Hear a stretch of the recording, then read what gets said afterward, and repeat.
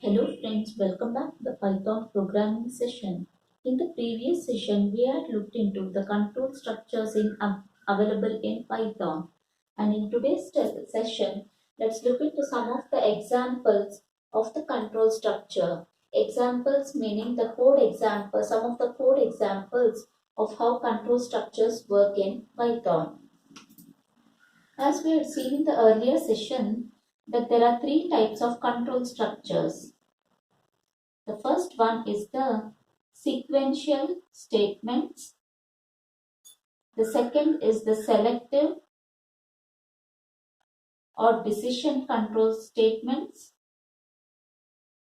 And the third one is repetitive or iterative statements. So we had seen in the previous session about these three statements: sequential, selective or decision, repetitive or iterative. In the selective or decision, we saw that it has of four types: the if statement, if else statement, nested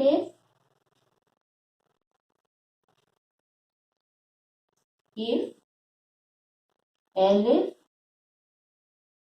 and else statements. So we saw that in the decision making statements, there are four types. They are the if statement, simple if and else statement, nested if, and if, elif, and else statements. And in repetitive or iterative, we saw that there are two loops. One is the for loop and the other one is the while loop. So today, let's look into it practically, how it works in Python. So let's see some of the simple code examples to understand it better.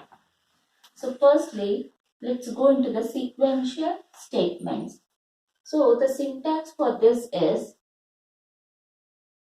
sequential statements is, there is a statement 1, statement 2, statement 3 till statement n.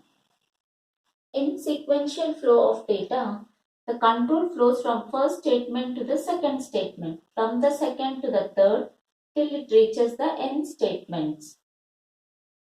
So after the execution of the first statement, the control flows to the second statement. And after the execution of the second statement, the control flows to the third, and then fourth, fifth, till the last statement. So this is how sequential control statements work in Python. Now let's look into a simple code. Say my x is equal to 100, y is equal to 200, sum 1 is equal to x plus y, and then I say print the sum of x and y is sum 1. So this is an example of the sequential flow of sequential flow of control.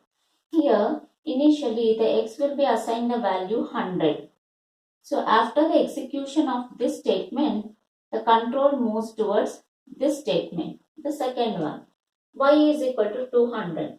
So 200 will be assigned to y. And then the control comes to the third statement. Here we are having sum 1 is a variable identifier is equal to x plus y. So it is performing the addition. X is 100, y is 200. So sum 1 will have 300. And then it comes to the fourth statement where we are given print the sum of x and y is sum 1. So this statements get executed. So here the control flows sequentially.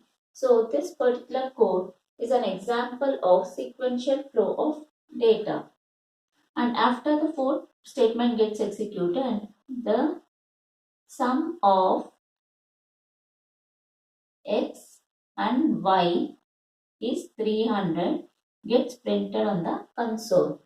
So this is how the sequential control flow works in Python. And if we give one more statement like print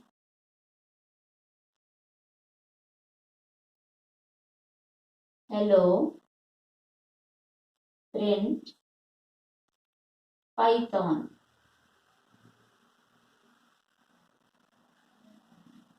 So in this case, it will print hello Py. It will work sequentially. First hello will be printed and then Python will be printed.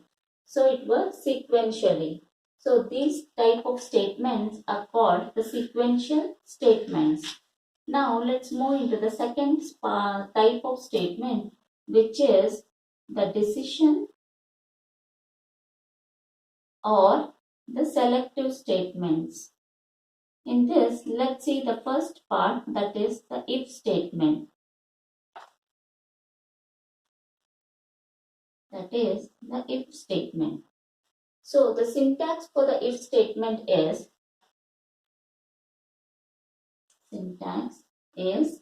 if, then we have to specify the condition and then colon. So this is the syntax for the if statement. And once we press a colon, the Python interpreter gives a space of it gives four spaces, and the cursor will be placed at the fifth position. So here we can write our statement, that is statement 1. And if we have to include one more statement within our if statement, then we can write statement 2 with the same indentation, statement 3. So here we know that statement 1, 2 and 3 is part of the if condition. So we have to give it the indentation. In C, it was like if condition, then we used to specify it in curly braces. So within the curly braces, the if statements were present. But in Python, we have got a new feature of indentation. So this new feature is called as indentation, wherein the statements have to be indented for it to be a part of the if block. And now, after the three statements, we want to continue with the sequential flow of data. Then without any indentation, we can specify our statement X. So this is a part of the if block and this is not a part of the if block. It is the sequential flow of control. So this is how the if statement work in Python. Now let's look into one of the code example. Say my num1 is equal to int input, enter a number, and then I say if is the keyword over here, if condition is num1 modulo 5 equal to 0 and then a colon. If this is the condition num1 modulo 5 equal to 0. That is, whatever the input user enters for that particular number, if I divide by 5, if I get a remainder of 0, I am comparing. If this is 0, equal to is a comparison operator. If it is 0, then I say with indentation, I say print the number is divisible by 5. So here basically it is a simple if and only there is no else statement over here. So num1 will have the, and suppose user enters the number 25. So if 25 modulo 5, so 25 by 5, when you divide by 5, 5 5s are 25, remainder is 0. So modulo means it will give the remainder. If 25 modulo 5 is equal to 0, yes, it is 0 in this case. So it will print the string, the number is divisible by 5. So this particular string gets printed on the console. And now if we want to continue with the sequential flow of data without any indentation, we can specify the statements. The statements can be written. So this is a code example for a simple if statement. Now let's look into the second type of decision making statement, that is the if and else statement. So the syntax for this is if condition and a colon. If condition, we are specifying colon. Once we specify colon, it will be indented. We can write the statement 1, statement 2, statement 3, or how many other statements you want under the if block, you can write with the indentation. And after the if block is over, then we specify the else block. The else statement is not indented. It will come at the same line where the if is coming. And after the else, again we have to give an indent semicolon. So interpreter comes to know that the next line should be indented. So here I am having the else statements, that is statement 1, statement 2, statement 3. So basically here if condition, the if block statements get executed. If condition fails, then the else block statement gets executed. At a particular time, either the if statements get executed or the else statements get executed. Both does not get executed simultaneously. And then afterwards, if we don't have any other else statements, then the sequential flow of statements continue without any indentation. There is no indentation. So the sequential flow of statements gets continued. Now let's look into one simple code example for this. Let me take my num1 is equal to int input, enter a number. So this message is displayed to the user and user enters a number and that number is stored in num1.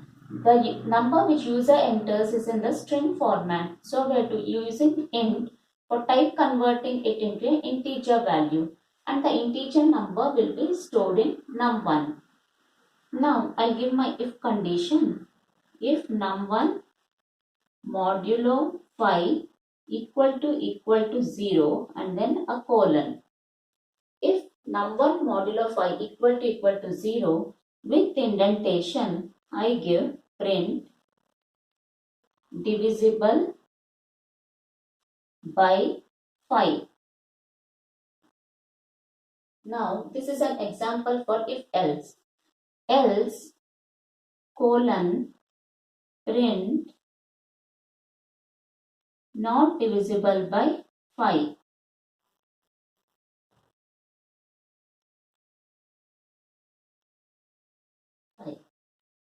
So here my num1 will be having the number in integer format of the number entered by the user. Suppose user enters the value 26. So num1 will hold the value 26. Then it checks for the condition num1 modulo 5 equal to 0. 26 modulo 5, is it equal to 0? No. So the else part gets executed and it will print this particular statement, that is not divisible by 5. And now let me take one more example. Let me take my example as 50. User enters 50.